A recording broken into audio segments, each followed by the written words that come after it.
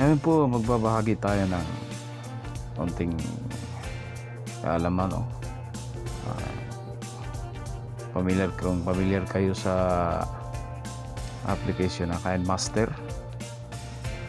ito ang ginagamit natin ng mabilisan pag nag-i-edit tayo ng video pag nasa labas tayo.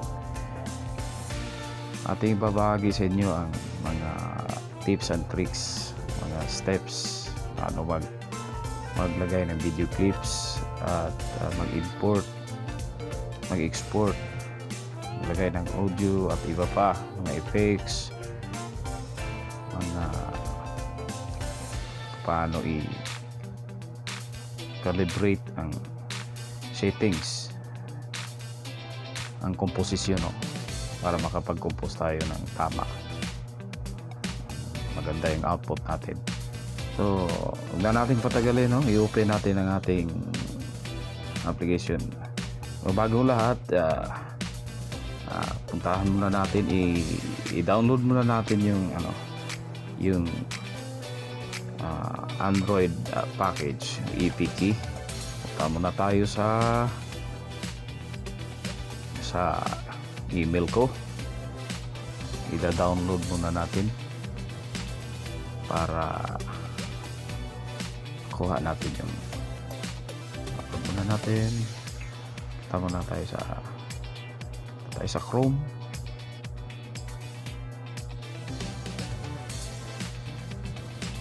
Yan. So dito tahan natin yung email ko. Ayan. Download anyway. Muna natin at i-install natin sa ating device, cellphone natin. Ayan, downloading na yung EPK, no? Android package yan. Tayan muna natin, guys, no? Habang dito na tayo ulit. Na-download na natin yung application. I-open na natin. Nandito siya. Ito siya. Ito na siya. I-open natin yan. Ito na siya. Ito yung KineMaster na premium edition, no? Tuturo natin ngayon paano magsimula mula simula hanggang sa pag-export ng video, paano i-adjust, paano mag-set up. Ito nga pala yung mukha niya sa pag-open mo pa lang ng application. Ito yung itsura niya. Una, ito yung settings niya, information niya. Huwag na natin galawin yan. Tama na yan. Itong about of KineMaster. Ito yung pagpapakilala niya. Device capability information. Ito yung model ng cellphone ko. Yung chipset niya, MediaTek 6768. Okay. Pwede nating, ito siya, hardware performance. I-check niya yung compatibility ng cellphone mo, yung specs niya, kung paano niya i-improve or yung mga features ng application. I-check niya yung compatibility. So labas na tayo dyan. Ito yung default duration of photo clip in seconds. Ibig sabihin nito, kung sa video nyo, kung mag-add kayo ng photo, halimbawa may video kayong ginawa, tapos mag-add kayo ng still image, yung photo, pag inilagay mo yun doon sa timeline, ito yung duration ng photo, ang kanyang default, yung minimum na duration 4.5 seconds. Actually, pwede mo naman niyang i-expand doon mismo sa timeline, doon sa ano lang niya to, yung default ng program niya. So sunod, default pan and zoom, photo clip, fit to screen. Huwag na natin galawin yan, tama na yan. Then default duration of a layer. Kung magawa kayo ng layer, magbago kayo ng layer, ito rin yung seconds. Default na duration niya 5 seconds. Lahat ng ilalagay nyo doon, kung gagawa kayo ng new layer, automatically mag-adjust sa 5 seconds. Pero para sa akin, medyo napakaigsi niyang gawin natin 6 seconds. Hindi natin magagawa to, no, ang pagkakalibrate na to kung hindi premium o pro yung application. Kasi yung hindi premium may mga kasi yun limited features. Yan din, at may mga iilang bagay na hindi natin pwedeng galawin. Naka-set up na, kailangan bibili pa tayo. So ito, pwede natin galawin lahat, no, ang gusto natin. Media browser full screen, audio browser full screen mode. Hindi na natin pakikialaman yan. Sort project list by, nasa sa inyo na yon kung anong gusto nyo, pero para sa akin tayo sa name. Recorded audio location, may mga sariling folder tong KineMaster sa cellphone nyo, no? So hindi na siguro natin kailangan galawin yan, kasi para hindi na tayo mahirapang i-trace kung hanapin natin yung video na in-export natin. Then sa pinakababa naman dito yung advanced experiment settings. So i-click natin siya, magpa-pop yung warning. Advanced and experimental settings should be used only under guidance from the KineMaster support staff. Use of these features is at your own risk and may cause undesired behavior or other issues. Click natin, continue tayo. Huwag tayong makinig doon. Actually, sinet up ko na to siya, no? Media browser hierarchical mode. Huwag na natin pakialaman yan. Show audio amplitude meter when recording video. I-on natin to. Allow export frame rate up to 60 frames per second. Okay tayo dyan. Allow import frame rate up to 240 frames per second. On natin. I-enable natin lahat. Collect export diagnostic data. Limited video layer mode. Ito kailangan natin tong unlimited video layer mode, kasi pag nag-i-edit tayo ng video, hindi lang isa, dalawa, maraming mga clips kasi ang ilalagay natin, kaya kailangan natin yan. So tapos na tayo dito, no? Labas na tayo dyan. Ito naman sa bahaging to sa taas, ito yung parang may store, no? May tindahan na icon. Ito yung store nila, asset store. Dito tayo kukuha, magda-download ng mga preset nila, no? Halimbawa lang, i-click natin yan. Naka-install na to dito sa loob. So naka-install na rin. Hanap tayo ng yan, hindi ko pa ito na-download. So ita-download natin, halimbawa lang.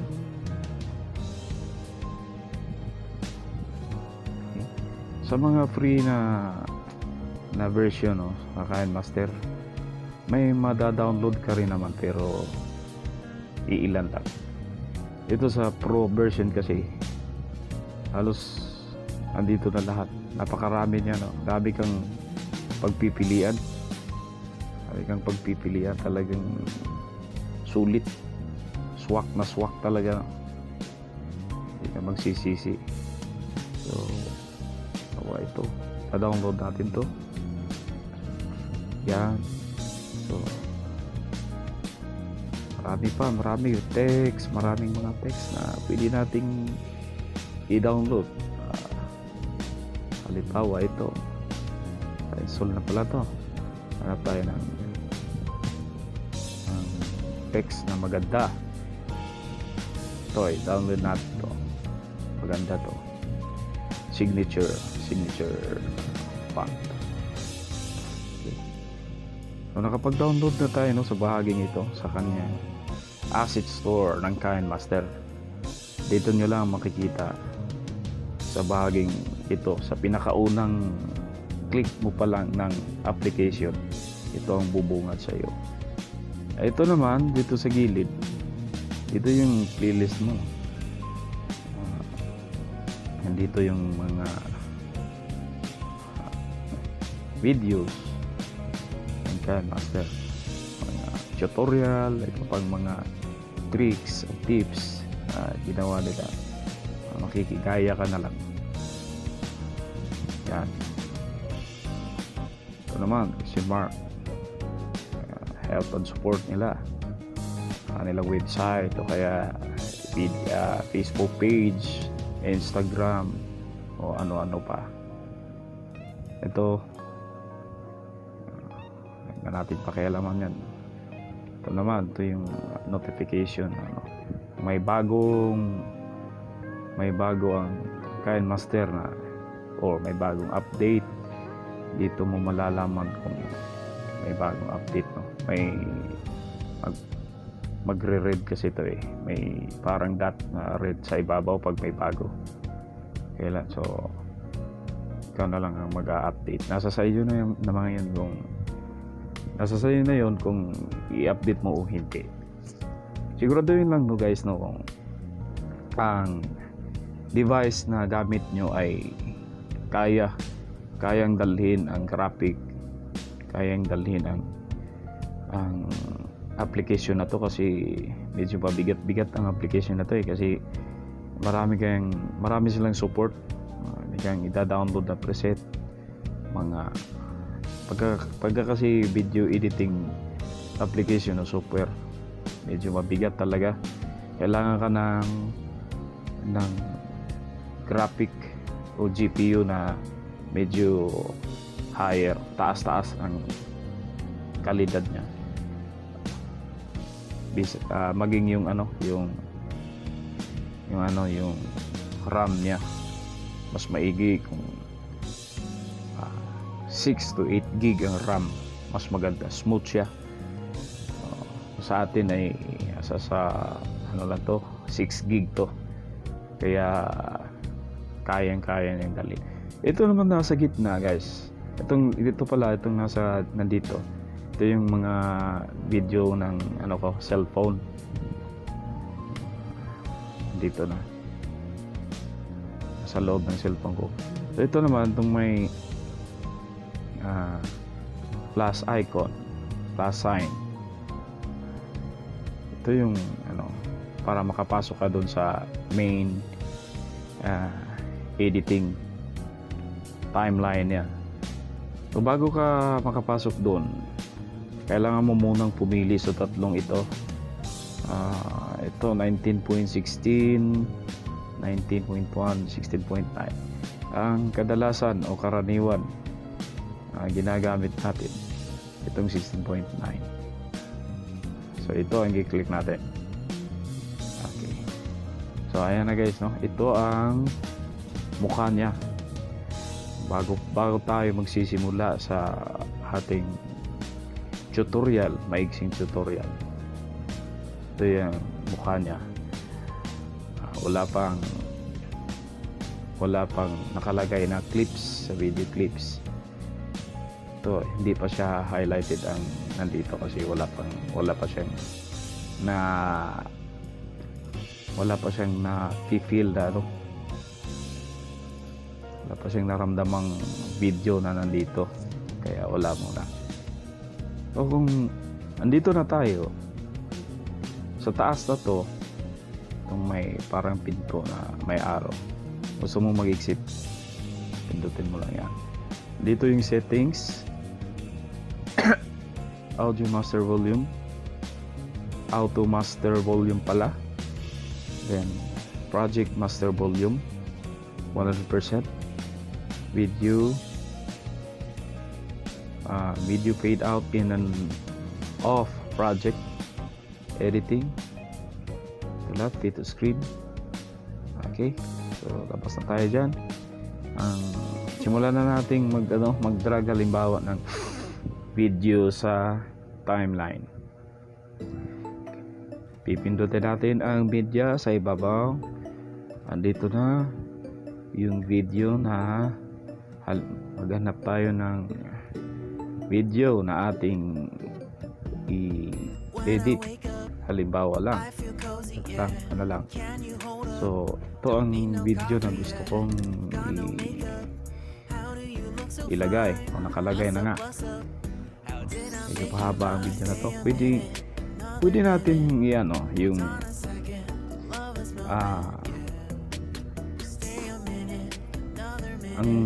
pwede nating i-expand yung video clips na nakalagay dito para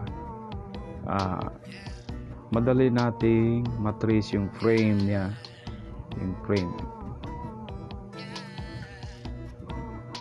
lalo na pag halimbawa ito yung bago mawala yung kamay o kaya bago tumaas yung kamay, ika-crop natin yan siya. Paano ba mag-crop ng mag-crop ng video? Gagawin natin, i-click mo lang yan. Pag nag-yellow yan siya, ibig sabihin lalabas na yung options na dito sa gilid. Lalabas na yan. So gusto man nating i-crop o kaya putulin o cut tong video na to, kaya may sign na scissor sa taas. Ito yung click natin.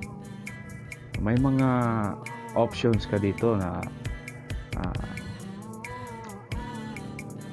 papipiliin ka kung alin ang gusto mong maiwan, yung sa kaliwa o sa kanan, o kaya yung both gusto mong maiwan tapos hiwain na lang, o kaya i-split o i-insert ka o freeze frame. Sa atin, lang natin, i-cut lang natin. Wala tayong ibang gagawin. Walang video na mawawala, wala ring video na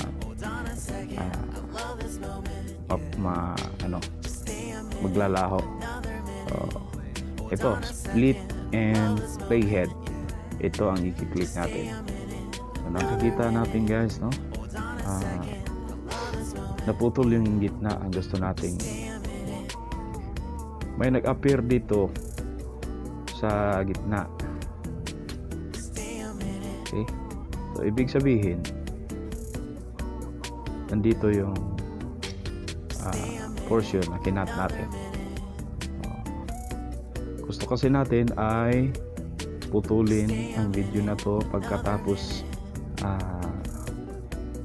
mag-appear ng kamay. So, yan, putulin na natin siya dyan. Ulitin na natin ginawa natin. Cut, split, then ang pag-delete naman ng video na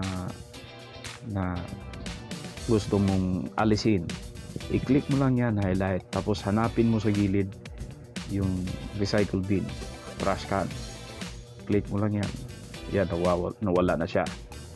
So napakadali, no? Napakabilis lang ang pag-cut, pag-split ng video kung may aalisin kang sa tingin mo hindi naman kailangan sa video presentation mo. Yun lang ang mga steps na gagawin. So mga guys, no, isa pa sa isa rin po sa i-share pa natin ang paglagay ng audio.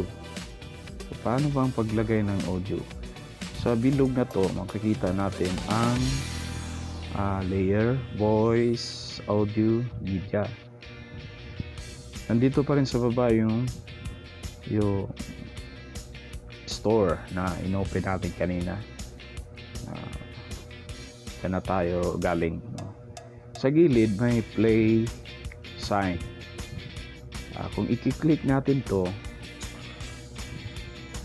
magpe-play yung video na ating inilagay dito sa timeline.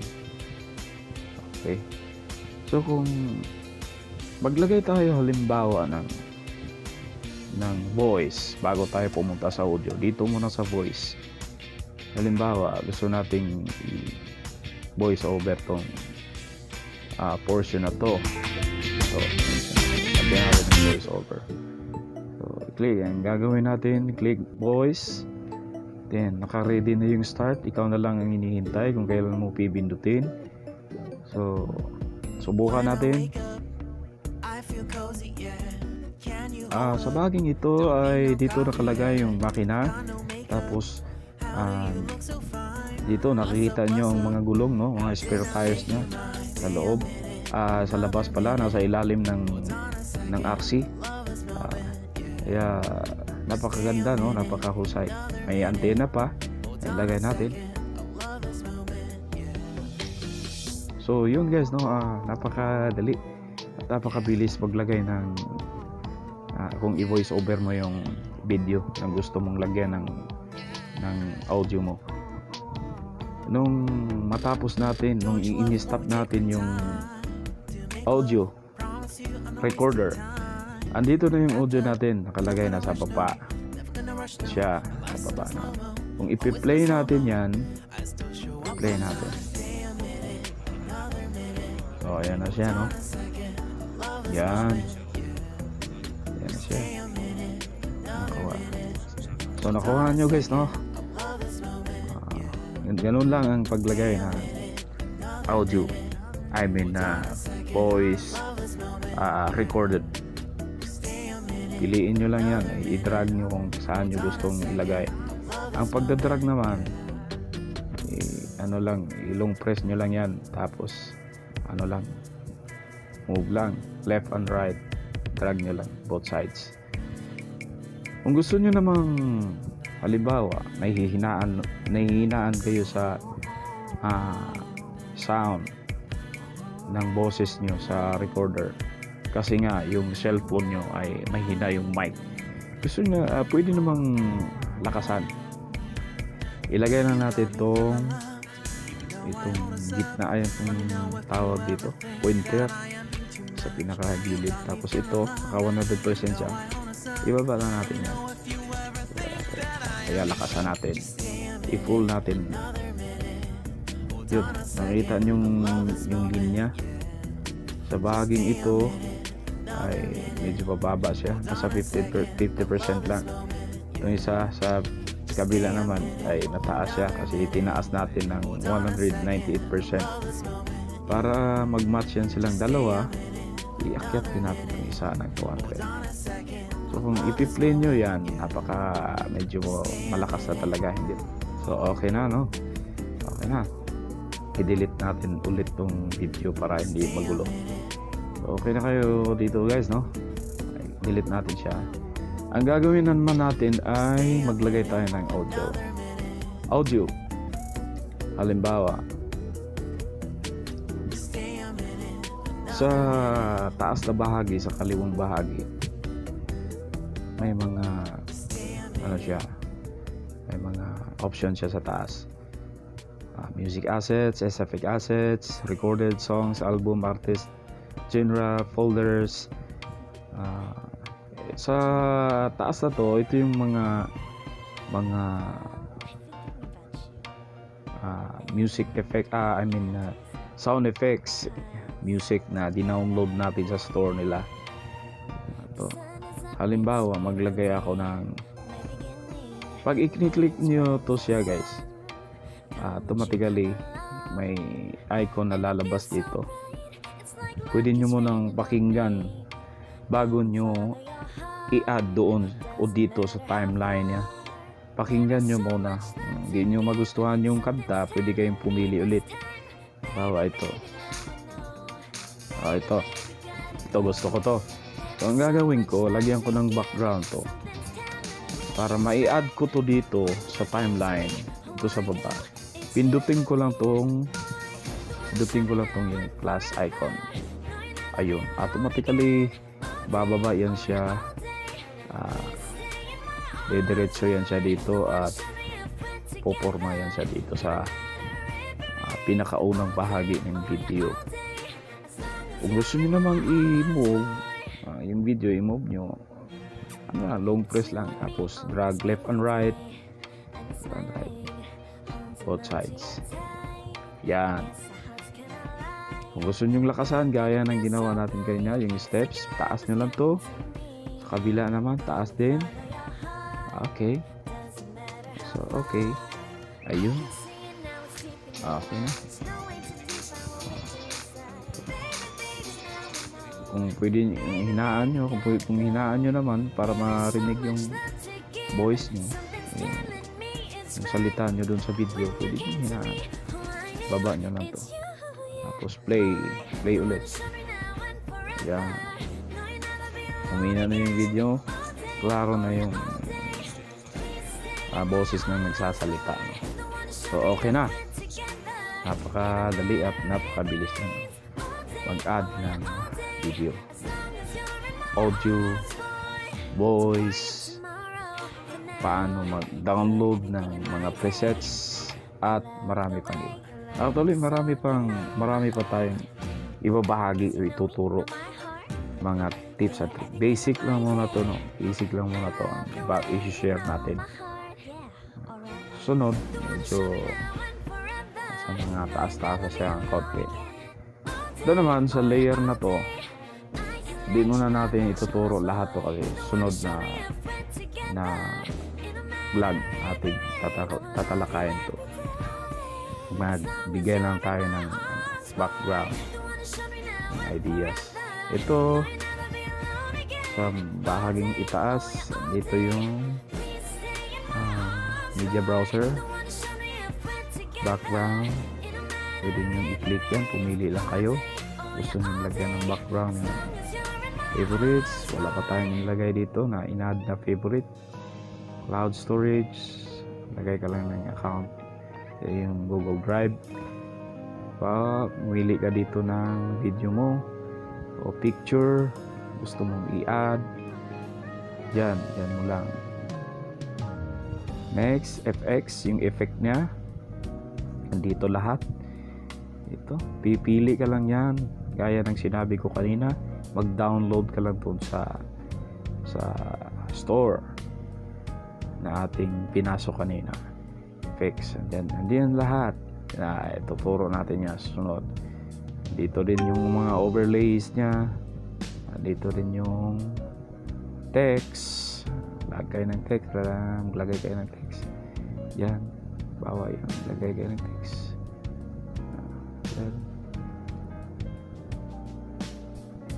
Pili lang kayo ng gusto nyo. Kaya ito kasi yan yan, gusto nyo palitan ng kulay pula, sample, automatically mag-change yan pag pinindot natin to. I-drag nyo naman, nyo lang. Then yung sign na to na may arrow, parang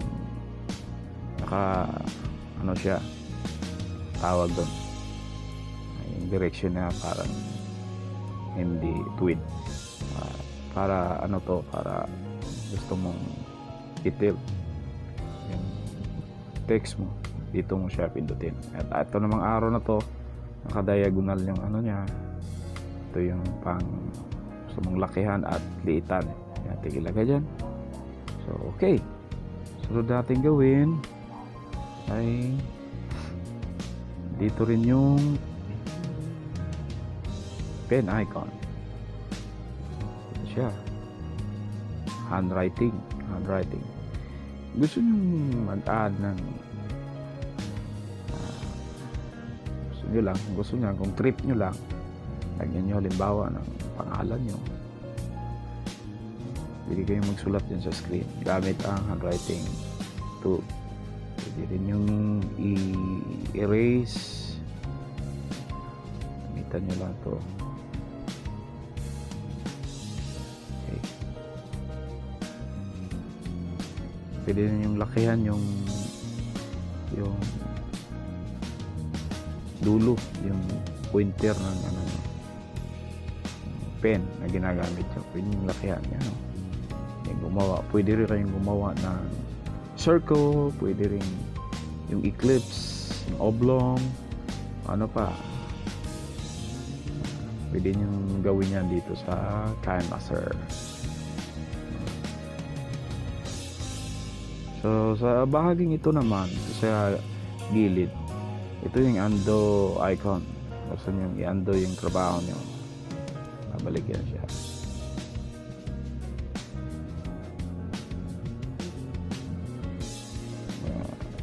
Bahaging ito naman, pwede kayong mag-capture dito and save. Gusto nyo mag-capture, capture and add as layer, capture, add as a clip. Then ito naman yung settings na pinuntahan natin kanina, dyan na tayo galing. At ito naman ay kung gusto mong i-expand yung trabaho mo.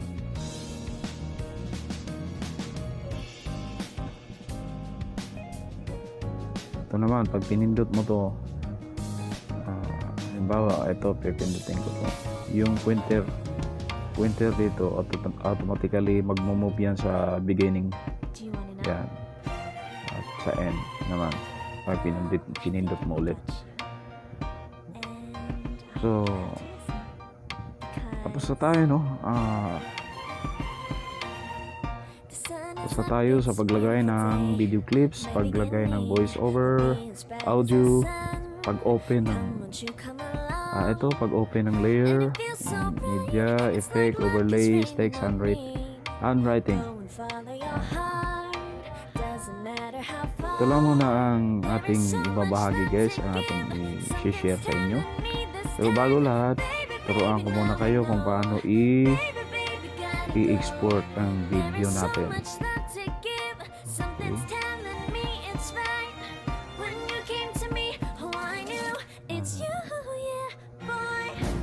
Dito guys, no? Export nyo lang, pili lang kayo dito ng frame rate na gusto nyo. Siya. Ayun lang, no? Napakadali at napakabilis. Pag-import, pag-add ng effects, pag-add ng text, pag-add ng audio, recorded, voice, add ng music, pag-cut, pag-separate ng video, at iba pa ating na-share sa inyo sa araw na to. Abangan nyo sa susunod na vlog natin. Tuturo pa natin yung medyo malalim-lalim na konti bahagi ng paglalagay ng mga effects, paglalagay ng color, ano ang magandang color dapat gawin at di dapat gawin sa video. So yan lang muna guys, no? Maraming salamat sa inyong panunood at pakikinig sa aking video editing vlog. Magtuturo din tayo sa susunod ng mga software, PC software, sa Premiere Pro at sa After Effects. Abangan nyo lang guys, no? Marami pa tayong ibabahagi. Salamat po ng napakarami. Bye!